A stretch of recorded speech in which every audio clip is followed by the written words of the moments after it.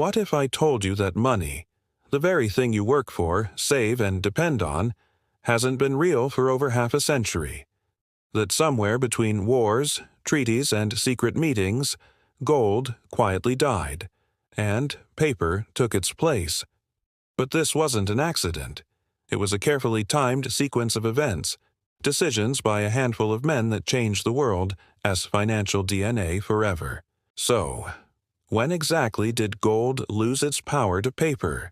And who decided that the money in your pocket would no longer be backed by anything at all? Let's go back to the beginning of the timeline most people never learned in school. For thousands of years, money was gold. From ancient Egypt to the Roman Empire, gold and silver weren't just currency. They were trust itself. When a coin changed hands, it carried intrinsic value. It wasn't a promise, it was the wealth. But as trade expanded, carrying heavy metal became a problem. Merchants needed something lighter, more practical, yet still trusted. So, around the 11th century in China, the first paper notes emerged. But these weren't T, like today, S money.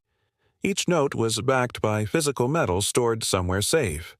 You could walk into the treasury, hand over your paper, and get real gold. This was the birth of a dangerous idea: representation, that paper could stand in for value. Over time, Europe adopted the same concept. Banks began issuing promissory notes, IOUs that claimed to be as good as gold. But as centuries passed, governments realized something seductive. If paper was trusted as if it were gold, why bother keeping enough gold at all? By the 1800s, gold had become the backbone of the global economy. Every major country, Britain, France, Germany, the United States, tied its currency to a fixed amount of gold.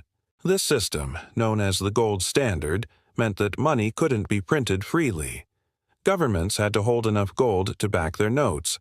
It was a self-discipline mechanism, an anchor that kept inflation, greed, and political manipulation in check. But discipline doesn't last forever. Wars, especially the two world wars, would change everything. When nations went to war, they needed money. Fast. Printing became easier than mining. So they began issuing more notes than gold reserves. And quietly, the first cracks appeared. After World War I, countries like Germany abandoned convertibility entirely. Inflation turned to hyperinflation, and citizens learned that paper could become worthless overnight. Still, the illusion survived. Because after the chaos, a new power emerged: the United States. In 1944, as World War II neared its end, 44 nations gathered at a small resort in Bretton Woods. The goal? To rebuild the world economy and prevent future collapse. The result? The most ambitious financial system ever designed: the Bretton Woods Agreement. Under this system, the U.S. dollar became the center of global trade. Every currency would be pegged to the dollar, and the dollar would be pegged to gold, at a fixed rate of $35 per ounce. This effectively crowned the U.S. as the world's banker.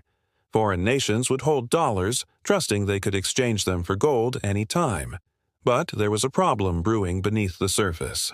While the U.S. promised gold convertibility, it also began spending heavily on wars, welfare programs, and expansion.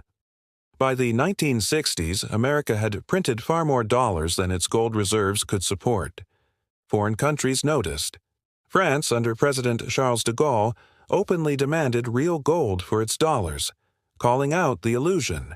Ships literally sailed from New York to France, loaded with gold bars.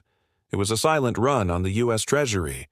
And then, in 1971, the moment came.